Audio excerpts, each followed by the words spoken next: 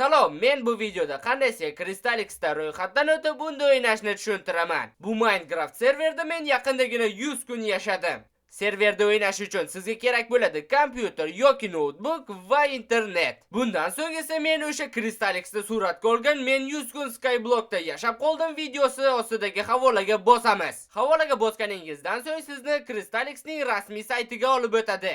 Saytga o'tganimizdan so'ng birinchi navbatda undan ro'yxatdan o'tamiz. Buning uchun o'ng taraf yuqorida turgan tugmaga bosamiz. Bu yerda esa registratsiya, ro'yxatdan o'tish bo'limini tanlaymiz. Birinchi navbatda o'zimizga o'yinda ishlatiladigan nickname tanlaymiz. O'zim ham bilmayman nega obuna bo'ling deb yozdim agar men bu videoni Telegram uchun olayotgan bo'lsam. G'alati, fantaziya yo'qda. Pastidagiga esa o'zingizning elektron pochtangiz, Google akkauntingizni yozasiz. 3-qatorga esa ishonchli parol o'ylab topasiz va uni yozasiz. 4-siga esa o'sha parolni bir xil qilib qaytarib yozasiz. 5-siga esa hech narsa yozishingiz shart emas. Va oxirida mana bu to'rtburchakka bir marta bosib qo'yasiz va registratsiya, ro'yxatdan o'tish tugmasini bosasiz. Tamom. Siz ro'yxatdan o'tdingiz. Yana launcherni yuklab uni ishga tushirishdan oldin skin o'rgatishni ham o'rgatmoqchi edim. Mana bu yerga bosamiz, skin o'rnatish tugmasini bosamiz, skinni tanlaymiz va tayyor. Bir necha soniyada hal bo'ldi.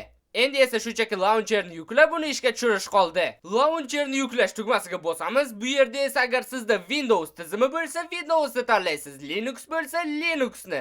Lekin menda Windows va katta ehtimol bilan ham sizda Windows, shuning uchun Windowsni tanlaymiz. Bu tugmaga bosganimizda xuddi yuklagich yuklanadi. U ataga 6,5 megabayt, lekin uni ustiga bossangiz, keyin launcher yuklanishi ishga tushadi. Bu sizda sal ko'proq vaqt olishi mumkin, sababi allaqachon launcher menda yuklanib bo'lgan. Nima bo'lganda ham oxiri mana bu oynaga yetib kelasiz. Bu yerga esa siz boya o'ylab topgan login va parolingizni kiritasiz.